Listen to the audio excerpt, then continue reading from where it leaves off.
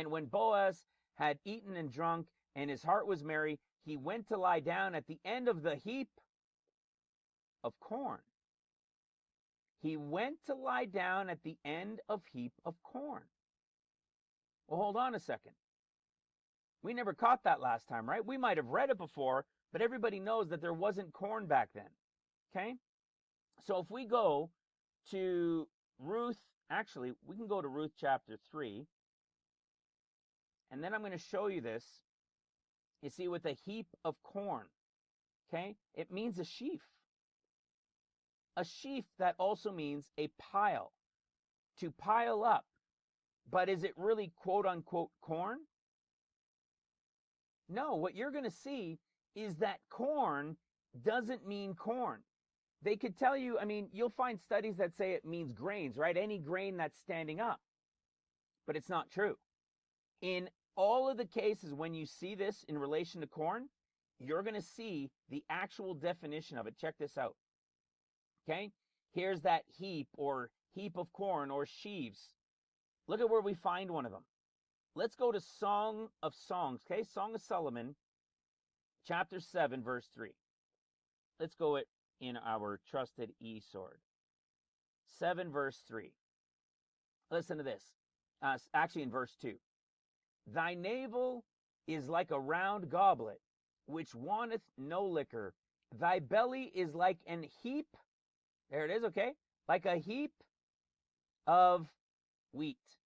Like a heap of wheat.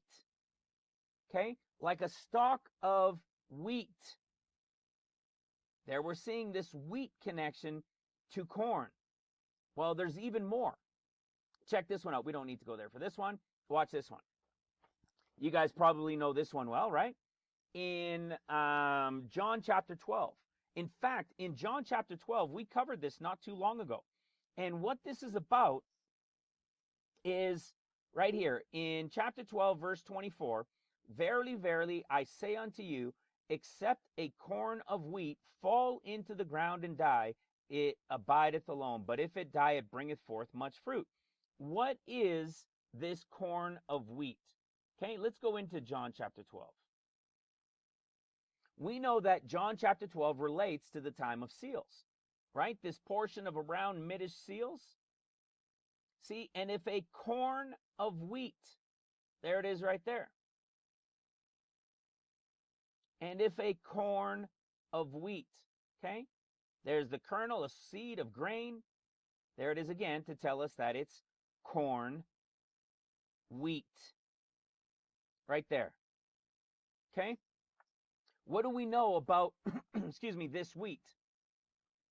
Well, we know that relates to those who are putting their necks on the line during seals, right? So isn't it fitting that those who have the light of Christ are putting their necks on the line as Christ did, right? As John did, and they're working during the time of seals to bring in what? The great multitude of the wheat harvest. You see? So that would explain this wheat first fruits, wheat workers.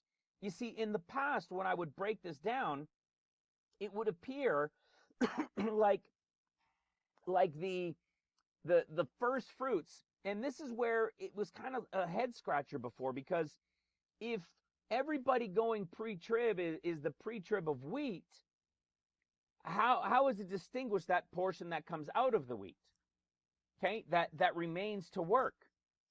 So we're starting to see some understanding in relation to the barley piece coming first. But that barley piece, the time is running short, right? It's getting really tight. So is it still possible, though, that they can be wheat and that the pre-trib is all wheat and a group is taken from them?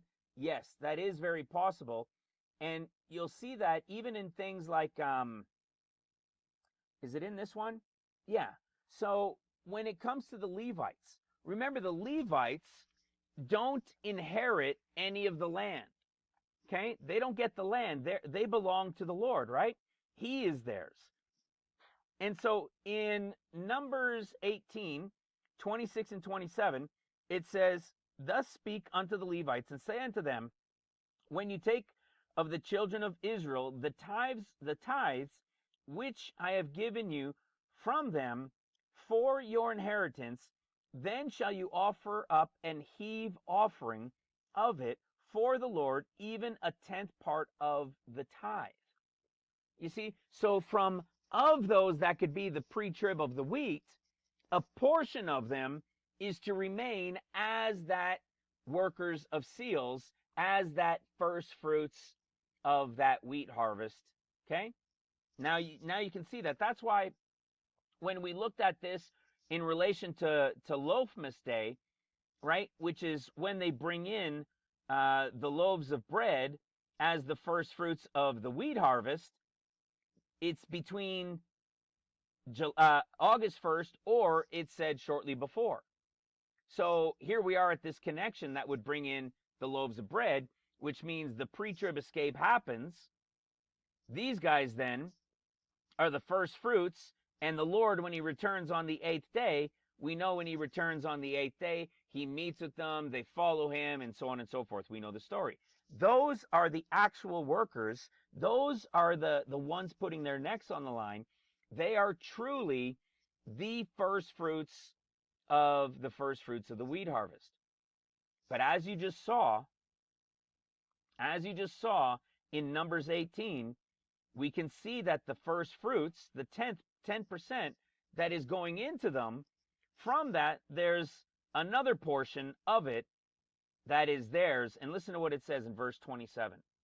So this is Numbers 18, verse 27.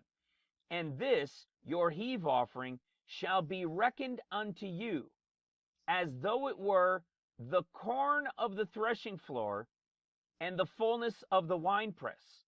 Well, isn't that interesting? Because we know there are two worker groups during the time of seals and then trumpets.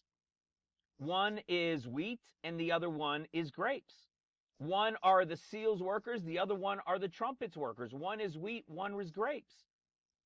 Okay, let's look at it in Esord, Numbers 18, 27. Okay, here it is right here. And this your heave offering shall be reckoned unto you as though it were the corn. Ah, look at that. That is grain, corn, flour, wheat. You see, so what we're noticing with the word corn is at no point within corn is it telling us barley. It's telling you wheat, wheat, wheat, wheat, wheat. And in some places where it says corn, it just means standing grain, the grain that's standing tall. Well, if every other piece is telling you that corn is wheat, why would we suddenly turn to think that it means barley? Okay?